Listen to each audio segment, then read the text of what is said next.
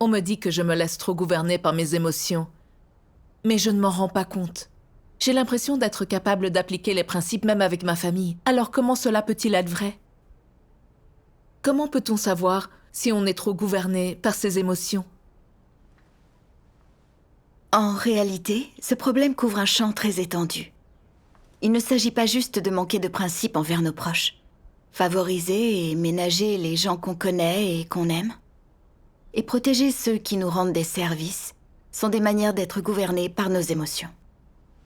Se concentrer sur un lien personnel, être loyaux envers les gens sans principe, est aussi agir en se basant sur nos émotions. J'ai fait ce genre d'erreur. Ah, quelle a été ton expérience de ce problème? En juin 2015, je suis allée servir comme diaconesse d'évangélisation dans une église.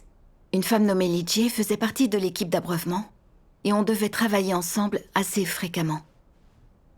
On avait à peu près le même âge et nos vies et nos personnalités se ressemblaient.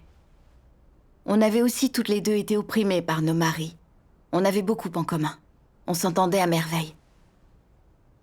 En plus, j'étais nouvelle dans cette église, alors je ne connaissais pas ses autres membres et j'avais beaucoup de défis à relever dans mon devoir. Lidje échangeait avec moi et m'aidait avec beaucoup d'enthousiasme. Et j'étais toujours là pour la soutenir quand elle avait des problèmes dans sa vie. Peu à peu, nous avons commencé à nous confier nos pensées intimes et nos sentiments. On se sentait liés. Et on s'entendait très bien. Ah, Plus tard, j'ai été élue dirigeante d'église et on a été moins en contact. ah, Quelques mois se sont écoulés. Puis j'ai entendu plusieurs frères et sœurs dire qu'il y avait eu des problèmes avec Lidje. ah. Quel genre de problème? Ils disaient qu'elle était arrogante. Et quand les autres avaient des problèmes, non seulement elle manquait de patience envers eux, mais elle les réprimandait, elle les rabaissait. Ils se sentaient tous entravés par elle. Un responsable lui avait fait remarquer, mais elle ne l'avait pas accepté et avait répondu durement. Elle avait beaucoup perturbé la réunion. Au lieu d'être ouverte et d'accepter l'échange des autres, elle avait rejeté la faute sur eux. Oui, c'était un refus absolu d'accepter la vérité et de s'examiner elle-même. Oui. Tout le monde disait qu'elle manquait de l'œuvre du Saint-Esprit, que son échange était embrouillé et peu clair, et qu'il arrivait qu'elle démoralise les gens. Elle abreuvait mal les nouveaux croyants depuis quelques mois. Quand j'ai entendu tout ça, j'ai su dans mon cœur qu'elle ne convenait plus au devoir d'abreuvement. Quelques collaborateurs m'ont suggéré de la remplacer, en disant que la garder retarderait le travail de l'Église. Cette idée m'a mise très mal à l'aise. Je ne voulais pas la renvoyer. Ah, tu pensais à votre relation. Oui. Lidje avait été mon premier contact quand j'étais arrivée dans l'église. Et elle m'avait beaucoup aidée. Nous avions une excellente relation, alors... J'avais peur de ce qu'elle penserait, qu'elle dise que j'étais sans cœur si j'acceptais de la renvoyer. Et puisqu'elle se souciait vraiment de la gloire, ne serait-elle pas très malheureuse si elle était renvoyée? Je n'assumais pas de la renvoyer quand j'y pensais de cette manière. Je lui ai trouvé des excuses, en disant qu'elle ne s'en sortait pas très bien ces derniers temps, mais que ce n'était pas entièrement de sa faute. Les nouveaux croyants qu'elle abreuvait étaient enlisés dans des notions religieuses, alors il était normal qu'elle n'ait pas de bons résultats. De plus, elle était capable de travailler très dur et du matin au soir. Si on la renvoyait, il faudrait du temps pour lui trouver un bon remplaçant. Alors elle valait mieux que rien. Certains collaborateurs ont hésité quand je leur ai dit ça. Tout le monde a accepté à contre-cœur de la maintenir dans ce devoir. Le temps de lui trouver un remplaçant. J'ai soupiré de soulagement. Mais je me suis dit aussi que même si elle n'avait pas été renvoyée sur le champ, elle le serait certainement une fois qu'on aurait trouvé un bon remplaçant. Si je m'efforçais de l'aider, elle pourrait peut-être s'améliorer et conserver son devoir. Alors ce soir-là, je suis allée directement chez Lidje après ma réunion du soir. Et je lui ai parlé des raisons pour lesquelles sa performance laissait à désirer et des problèmes dans son devoir. S'est-elle montrée réceptive? Elle n'avait aucune conscience d'elle-même et s'est juste trouvé des excuses. Ça m'a contrariée de la voir agir de cette manière. Par la suite, j'ai encore beaucoup échangé avec elle pour l'aider au mieux dans son devoir. Mais sa performance ne s'est jamais améliorée. Ça m'a rendue très anxieuse. Dans la période qui a suivi, une dirigeante m'a écrit plusieurs lettres pour savoir où en était le changement de devoir de Li-Jie. J'ai éludé le problème en disant que je n'avais pas trouvé un remplaçant idoine. Li-Jie continuait à refuser d'écouter les conseils. Et elle était en contact avec une sœur qui posait des problèmes de sécurité que la police surveillait peut-être. Il a bien fallu que je la démette de son devoir. Plus tard, l'église m'a chargée du travail d'évangélisation et j'ai pensé à Li-Jie, oisive chez elle et malheureuse sans le moindre devoir à faire. Comme elle était très motivée dans le travail d'évangélisation, il m'a semblé que c'était une bonne occasion de pouvoir lui redonner un devoir. J'ai exposé cette idée dans une réunion de collaborateurs en disant qu'elle avait de l'expérience et du talent dans ce genre de travail, qu'elle savait qu'elle avait eu tort et qu'elle le regrettait. J'ai dit qu'on devait lui donner une chance d'entrer dans l'église d'évangélisation.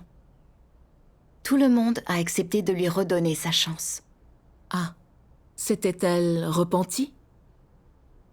Eh bien, j'ai été surprise quand, rapidement, j'ai entendu des frères et sœurs me rapporter qu'elle avait eu antérieurement des problèmes avec la diaconesse d'évangélisation. Du coup, dans les réunions, elle n'arrêtait pas de dire que la diaconesse l'avait opprimée dans le passé. Elle en parlait en permanence. Beaucoup de frères et sœurs ont donc eu des préjugés contre cette diaconesse et l'ont ostracisée. Li-Jie attaquait frontalement la diaconesse lors des réunions de travail, et quelques sœurs prenaient son parti. La diaconesse d'évangélisation ne pouvait plus travailler, ce qui a entravé le travail de l'Église. J'ai été vraiment très choquée d'entendre ça. Je savais que la diaconesse avait présenté ses excuses à Li-Jie, et j'avais échangé avec Li-Jie. Je lui avais dit de mieux se connaître et d'en tirer une leçon au lieu de ressasser. Mais je ne m'attendais pas à ce qu'elle en garde une rancune et refuse de tourner la page. Son comportement était déjà très perturbateur au sein de l'Église. Si cela continuait, il faudrait qu'elle quitte l'équipe d'évangélisation. Bien sûr. Elle m'inquiétait de plus en plus. Je suis allée échanger avec elle de nombreuses fois. Elle me disait les mots justes, mais son comportement dans les réunions ne changeait toujours pas. D'autres diacres avaient échangé avec elle et l'avaient aidée, mais elle n'avait aucune conscience d'elle-même et refusait de changer. Ça semblait être un comportement constant et elle ne pouvait pas accepter la vérité. Exactement. La dirigeante a assez rapidement entendu parler de tout ça. Li-Jie perturbait l'Église, refusait de se repentir après des échanges répétés et avait un impact désastreux. D'après les principes, elle devait être renvoyée, puis expulsée de l'Église si elle ne se repentait toujours pas. Mon cœur s'est serré quand j'ai entendu ça. J'ai pensé qu'elle avait renoncé à tout et beaucoup souffert. Ne serait-il pas vraiment dommage qu'elle soit expulsée ? Elle m'avait beaucoup aidée quand je servais comme diaconesse d'évangélisation. Et c'était la personne dont j'étais la plus proche dans cette église. J'avais l'impression que je serais sans cœur si je ne la défendais pas. Comment pourrais-je lui faire face de nouveau si elle était vraiment expulsée ? J'étais sûre qu'elle serait vraiment blessée et qu'elle m'en voudrait. Envisageant les choses sous cet angle, j'ai dit aux collaborateurs que Li-Jie avait effectivement des problèmes, mais qu'elle servait l'Église depuis longtemps et faisait du bon travail d'évangélisation. Alors on était peut-être un peu trop dur avec elle. J'ai proposé de lui donner une autre chance et de l'aider encore, ce qui la ferait peut-être changer. Une collaboratrice a répondu très sévèrement. Elle a dit « Sœur Chin, au lieu de suivre les principes de la vérité, tu es aveuglée par tes émotions. » Li-Jie faisait un assez bon travail d'évangélisation autrefois et elle travaille dur. Mais elle n'accepte pas la vérité, elle est la vérité et elle a une influence négative ici. Elle a gravement perturbé le travail de la maison de Dieu. On ne peut pas l'aménager à cause de nos sentiments. Il faut que tu y réfléchisses. » Quand elle a dit ça, je me suis rendu compte que je ne suivais effectivement pas les principes dans le cas de Lee. Mais je n'en étais toujours pas capable et je voulais que la dirigeante lui donne une autre chance. En rentrant chez moi après la réunion, j'ai eu l'impression que le monde tanguait et j'ai eu peur d'ouvrir les yeux. Je ne pouvais même pas marcher. Je me suis assise au bord de la route et j'ai compris que c'était certainement Dieu qui me disciplinait. J'ai dit une prière en silence. Alors, des paroles de Dieu me sont clairement venues à l'esprit. Dieu dit, lorsque les gens offensent Dieu, ce n'est pas forcément à cause d'un événement ou d'un propos en particulier, mais plutôt à cause de leur attitude et de leur état. C'est très effrayant. Ces paroles de Dieu ont mis de la crainte dans mon cœur. J'ai compris que j'avais dû offenser le tempérament de Dieu. J'ai commencé à réfléchir et j'ai pris conscience que, depuis que la dirigeante m'avait dit de renvoyer Lee et de la laisser réfléchir sur elle-même, je n'avais pas cherché la vérité. Je ne m'étais pas soucié des intérêts de la maison de Dieu. Je n'avais fait que soutenir Lee avec obstination. Dieu n'avait aucune place dans mon cœur et je l'avais déjà offensé. Oui. Je me suis empressée de prier Dieu en reconnaissant que j'avais eu tort et en espérant réfléchir sur moi-même. Après ma prière, je me suis traînée péniblement jusque chez moi. Quand je suis arrivée, j'ai lu un autre passage des paroles de Dieu. Je vais te le lire. D'accord. Dieu dit, « Certains ont une nature extrêmement sentimentale. Dans tout ce qu'ils disent, dans les manières dont ils se comportent envers les autres, ils vivent selon leurs émotions. Ils ressentent de l'affection pour telle ou telle personne. Ils se sentent toujours obligés de répondre aux faveurs accordées. Ils vivent dans les émotions. On pourrait dire que les émotions sont le défaut fatal de cette personne. Tout ce qu'elle fait est régi par ses émotions. Elle est incapable de pratiquer la vérité et d'agir selon les principes. Et elle est fréquemment susceptible de se rebeller contre Dieu. Les émotions sont sa plus grande faiblesse, son défaut fatal. Et elles peuvent, sans aucun doute, la conduire à la ruine. Les gens trop émotifs sont incapables de mettre la vérité en pratique et d'obéir à Dieu. Ils sont préoccupés par la chair, insensés et confus. Car c'est dans leur nature d'accorder une grande importance aux sentiments. Ils vivent selon leurs émotions. J'ai été profondément émue quand j'ai lu ça. Et je n'ai pas pu m'empêcher de pleurer. J'ai vu que j'étais vraiment trop gouvernée par mes sentiments pour les autres. Que c'était mon point faible, mon talon d'Achille. Lee m'avait aidée avec tant de bonne volonté que j'éprouvais une véritable affection pour elle. Et au fil du temps, elle était devenue comme une âme sœur. C'étaient mes émotions qui parlaient dès qu'elle était concernée. Je me souciais toujours de ses sentiments et je prenais son parti. Je ne pouvais pas appliquer les principes de manière juste. Je savais qu'elle faisait mal son devoir, que c'était perturbateur, que le mauvais l'emportait systématiquement sur le bon et qu'elle aurait dû être renvoyée sur le champ. Mais parce que notre lien était fort, je craignais qu'elle perde son devoir ou qu'elle soit expulsée de l'église. Alors j'écoutais mes émotions et je trouvais toutes sortes de prétextes pour convaincre les autres de la garder. Je voulais même l'aider à améliorer sa performance pour qu'elle garde sa position. Si nous n'avions pas été aussi liés, je ne l'aurais pas autant défendue.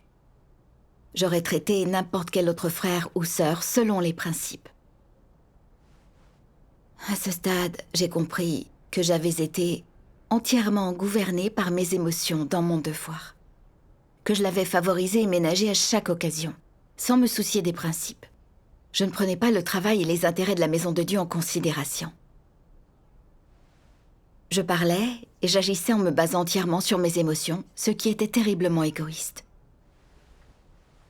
J'ai lu quelques autres paroles de Dieu, qui m'ont encore plus ouvert les yeux sur ce problème. Regardons la vidéo. Avec joie.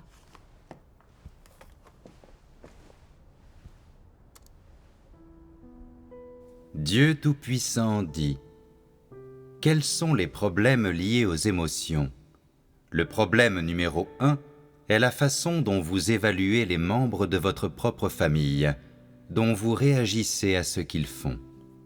Ce qu'ils font, c'est leur manière d'être indiscret et intrusif, de porter des jugements sur les gens dans leur dos, d'agir comme des non-croyants, et ainsi de suite. Pourrais-tu être impartial vis-à-vis des membres de ta famille? Si l'on te demandait de les évaluer par écrit, le ferais-tu de manière juste et objective, en laissant tes propres émotions de côté? Et es-tu sentimental avec ceux avec qui tu t'entends bien ou qui t'ont déjà aidé? Te montrerais-tu précis, impartial et objectif concernant leurs actions et leurs comportements? Les signalerais-tu ou les exposerais-tu immédiatement si tu découvrais qu'ils se montrent indiscrets et intrusifs? Par ailleurs, es-tu sentimental avec ceux qui te sont proches ou qui partagent des intérêts similaires aux tiens? Ton évaluation, ta définition et ta réponse à leurs actions et à leurs comportements seraient-elles impartiales et objectives?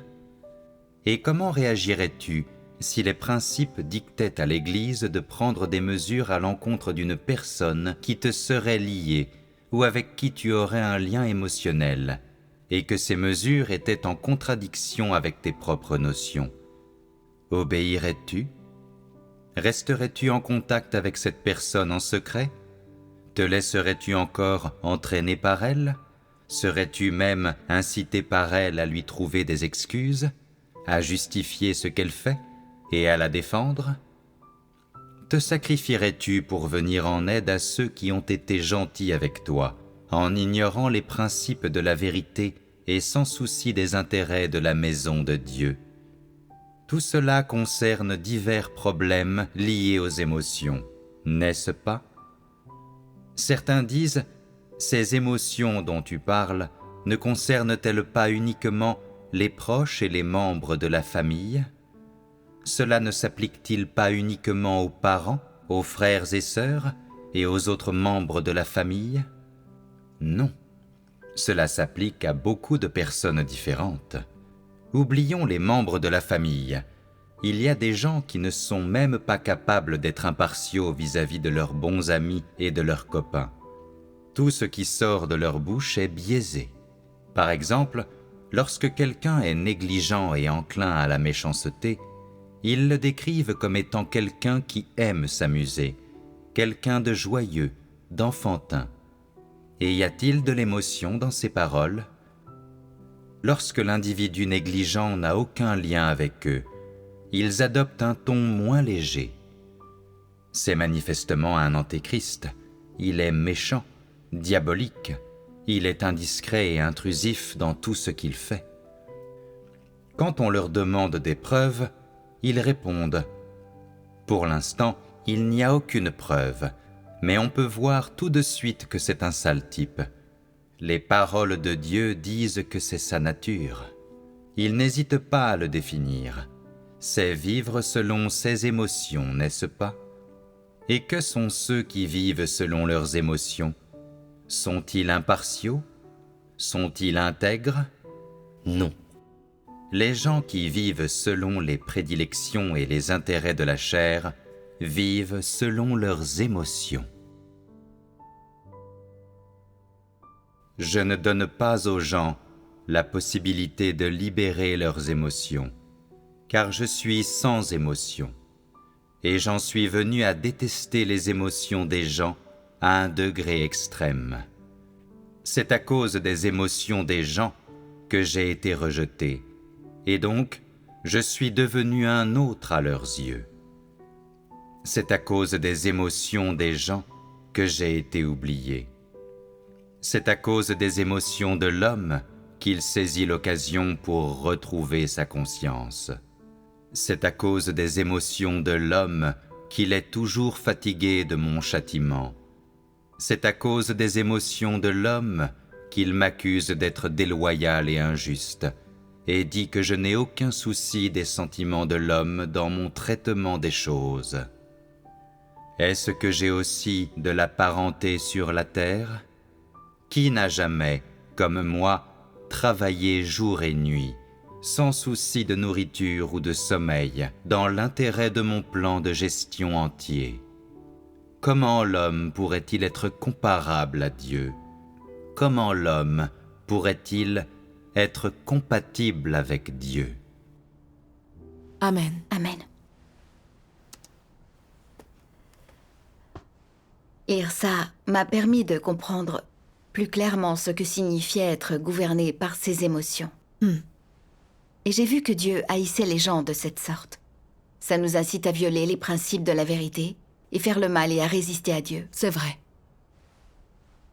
Dieu m'avait élevée au rang de dirigeante, mais quand je gérais les autres, je ne pratiquais pas la vérité et ne les traitais pas de manière juste en accord avec les principes. Je protégeais Lydie à cause de notre relation, refusant de la démettre de sa fonction ou de l'expulser alors que ça s'imposait. Je me servais du travail de la maison de Dieu pour accorder des faveurs en sacrifiant les intérêts de l'Église.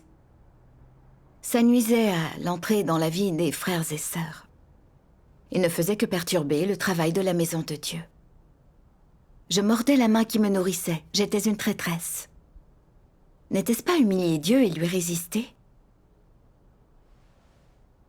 Quand j'en ai pris conscience, j'ai profondément regretté mes actes. Et j'ai prié et me suis tout de suite repentie devant Dieu. Plus tard, dans une réunion, j'ai admis que j'avais été gouvernée par mes émotions en gérant toute cette situation. En me basant sur le comportement de Lydie, je l'ai démise de son devoir pour qu'elle puisse réfléchir. Sans cet échange, je n'aurais pas vu que ça pouvait avoir des conséquences aussi graves. Je m'aperçois que je laisse mes émotions gouverner beaucoup de mes interactions avec les frères et sœurs. Il faut que j'y réfléchisse. Alors, que s'est-il passé avec Lydie? Après environ 6 mois, non seulement elle n'avait gagné aucune vraie compréhension de son mauvais comportement, mais elle soutenait que la dirigeante avait été injuste envers elle.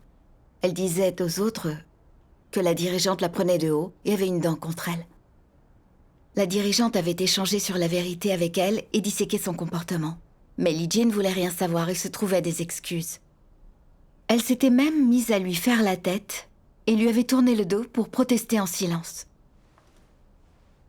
Elle se plaignait et répandait de la négativité parmi les autres, en disant qu'elle avait beaucoup souffert sans recevoir aucune bénédiction en échange alors que ceux qui n'en étaient pas dignes avaient été bénis. Certains des frères et sœurs qui étaient en contact avec elle ont fini par prendre son parti et la défendre. Elle s'opposait à la vérité et avait un mauvais tempérament, faisant le mal et perturbant à chaque occasion. Absolument. Beaucoup de gens disaient qu'elle avait peu d'humanité, qu'elle s'était montrée difficile concernant la nourriture que la sœur qui l'accueillait lui servait, et qu'elle se plaignait de cette sœur dans son dos en disant qu'elle n'achetait pas de nourriture pour elle. Elle était avare avec son argent et se plaignait d'être pauvre. Ce qui avait incité des frères et sœurs à l'aider, par amour en lui donnant de l'argent ou d'autres choses. Et elle s'estimait en droit de l'accepter, comme si, d'une certaine manière, toute cette aide lui était due. C'était un parasite dans la maison de Dieu. Tout ça m'a fait penser à un passage des paroles de Dieu, dans « Avertissement à ceux qui ne pratiquent pas la vérité ».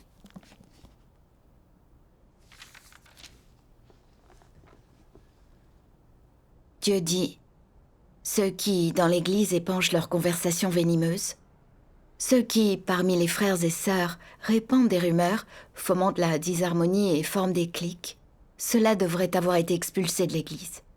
Cependant, parce qu'aujourd'hui est une ère différente de l'œuvre de Dieu, ces gens sont limités, car ils sont voués à une élimination certaine.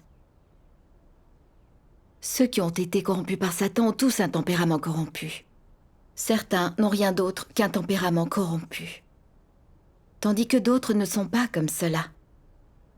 Non seulement ils ont un tempérament satanique corrompu, mais leur nature est également malveillante à l'extrême. Non seulement leurs paroles et leurs actes révèlent leur tempérament satanique corrompu, mais en outre, ces gens-là sont le vrai diable Satan. Leur conduite interrompt et dérange l'œuvre de Dieu.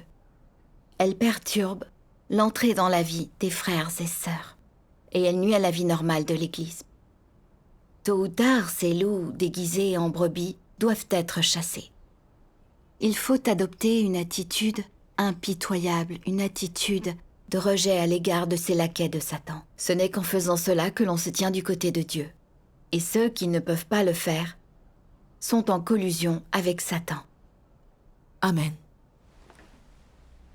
Ce passage des paroles de Dieu m'a fait gagner en discernement sur Lee. Elle n'acceptait pas la vérité. Elle était perturbatrice et moralisatrice sans jouer aucun rôle positif. C'était une pomme pourrie qui semait le désordre dans la vie de notre Église.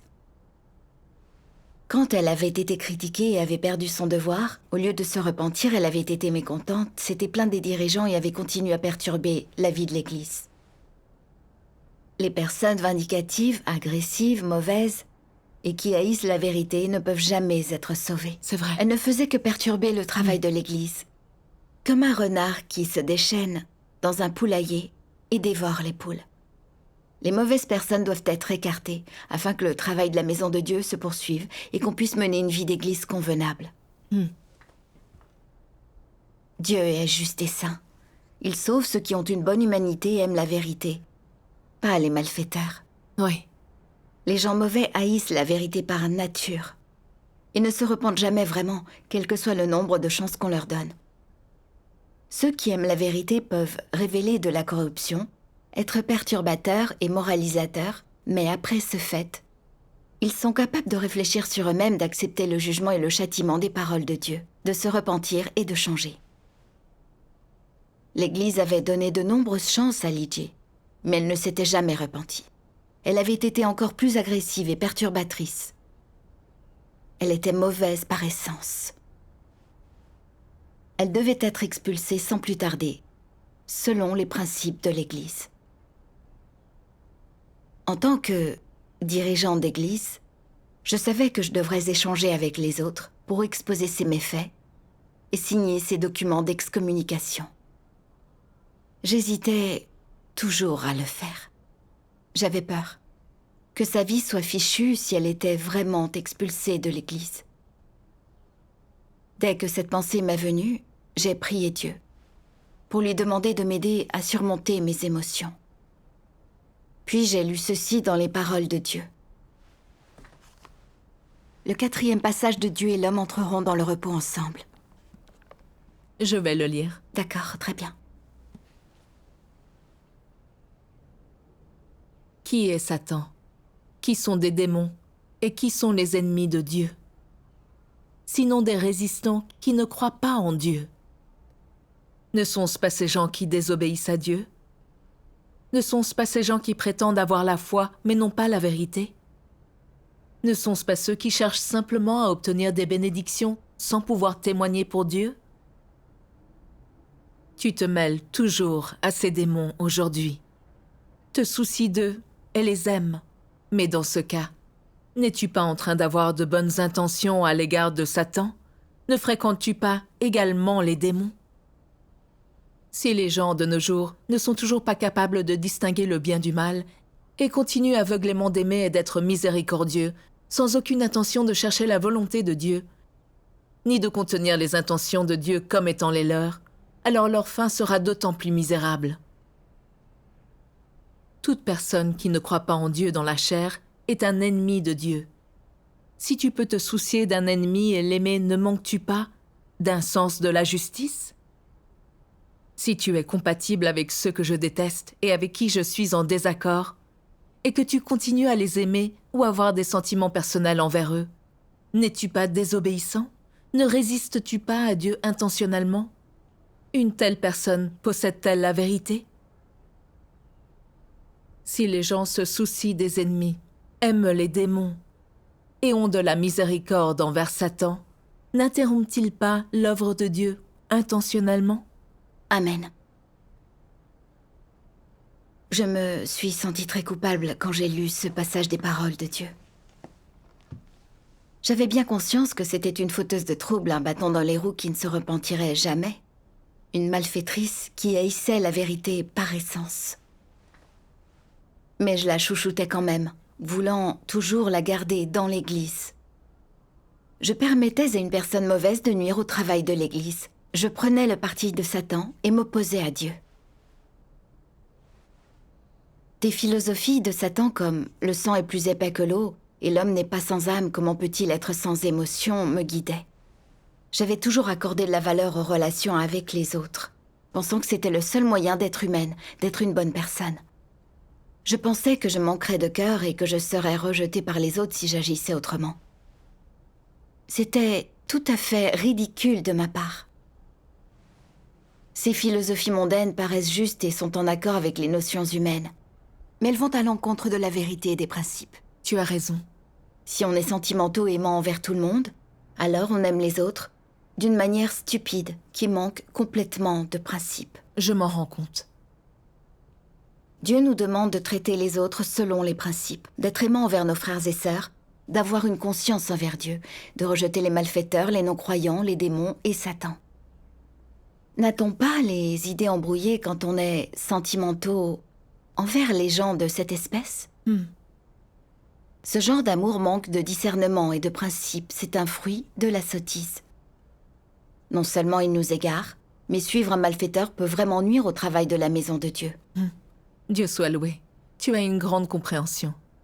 Maintenant, je comprends qu'on ne peut pas s'abandonner à nos émotions, qu'on doit savoir clairement qui mérite notre amour et qui on doit rejeter, c'est une évidence. Nous devons respecter les principes. Exactement. J'ai vu que je vivais selon des philosophies sataniques, ce qui était très stupide et indigne. Je savais que Lygie n'accepterait pas la vérité, que c'était une malfaitrice qui perturbait l'Église et qu'elle devait être expulsée. Mais j'étais piégée par mes sentiments, retenue par mon affection. Je l'avais ménagée encore et encore. C'était douloureux, épuisant et contraignant pour moi, mais surtout, je ne pratiquais pas les vérités que je comprenais. Je luttais contre Dieu. Je jouissais de la grâce et du salut de Dieu, mais je travaillais contre lui, en protégeant Satan et une malfaitrice. Je n'avais vraiment ni conscience ni raison. J'ai fini par comprendre clairement qu'en étant contrôlé par nos émotions, on tourne le dos à Dieu et à la vérité. Puis j'ai pensé à tout le travail que Dieu avait fait en moi pendant des années et au prix qu'il avait payé. Non seulement je ne lui avais rien donné en échange, mais j'avais même pris le parti de Satan contre lui. Quand j'ai envisagé les choses de cette manière, j'ai été pleine de regrets et de culpabilité. Après ça, j'ai lu un passage des paroles de Dieu pendant mes dévotions. Je vais te le lire. Dieu dit « Par quel principe les paroles de Dieu demandent-elles que les gens traitent les autres? Aimer ce que Dieu aime et détester ce que Dieu déteste. C'est là le principe auquel il faut adhérer. Dieu aime ceux qui recherchent la vérité et sont capables de suivre sa volonté. Ce sont aussi les gens que nous devrions aimer. Ceux qui ne sont pas capables de suivre la volonté de Dieu, qui le haïssent et se rebellent contre lui, sont des gens méprisés par Dieu, et nous devrions aussi les mépriser. C'est ce que Dieu demande à l'homme. Pendant l'ère de la grâce, le Seigneur Jésus a dit qui est ma mère et qui sont mes frères. Car quiconque fait la volonté de mon Père qui est dans les cieux, celui-là est mon frère et ma sœur et ma mère. Cet adage existait déjà à l'ère de la grâce et, à présent, les paroles de Dieu sont encore plus pertinentes. Aime ce que Dieu aime et hais ce que Dieu hait. Ces paroles vont droit au but. Pourtant, les gens sont souvent incapables d'en apprécier le sens véritable. Amen. Ça m'a aidé à mieux comprendre ce principe de la pratique. Aime ce que Dieu aime et hais ce que Dieu hait. Seuls ceux qui ont une vraie foi, qui cherchent la vérité et qui sont dévoués dans leurs devoirs sont de vrais frères et sœurs. Et ce sont eux qui méritent notre amour. Ceux qui n'acceptent pas la vérité et sont toujours perturbateurs dans l'Église, qui haïssent la vérité et Dieu, sont tous des gens mauvais, des non-croyants, des démons et Satan. Ils méritent notre dégoût et notre rejet. C'est le seul moyen de traiter les gens selon les principes et en accord avec la volonté de Dieu. Aime ce que Dieu aime et hais ce que Dieu hait. C'est un merveilleux principe que Dieu nous a donné. Il y a beaucoup de croyants, sincères et faux, Certains aiment la vérité et certains la haïssent. Voilà pourquoi nous devons les aborder en accord avec les principes de la vérité. Oui. Dans une réunion, après ça, j'ai échangé sur ce qu'était une mauvaise personne et comment pouvoir la reconnaître. Et j'ai révélé les mauvais comportements de Li Jie. J'ai aussi échangé sur les principes qui concernent l'expulsion de quelqu'un de l'Église. Et quand les autres ont compris la vérité, ils ont commencé à exposer les méfaits de Li Jie. Elle a finalement été expulsée. Dieu soit loué. Après tout ça, j'ai vraiment été pleine de gratitude envers Dieu. Sans ce que Dieu avait révélé et le jugement de ses paroles, j'aurais continué à vivre selon ses philosophies sataniques, en étant aveuglement compatissante envers les autres, incapable de distinguer le bien du mal, le vrai du faux, en prenant le parti de Satan contre Dieu inconsciemment. Les paroles de Dieu m'ont montré le danger et les conséquences du fait de me laisser gouverner par l'affection. Elles m'ont permis d'échapper aux chaînes de l'affection afin de traiter les gens en accord avec les principes de la vérité.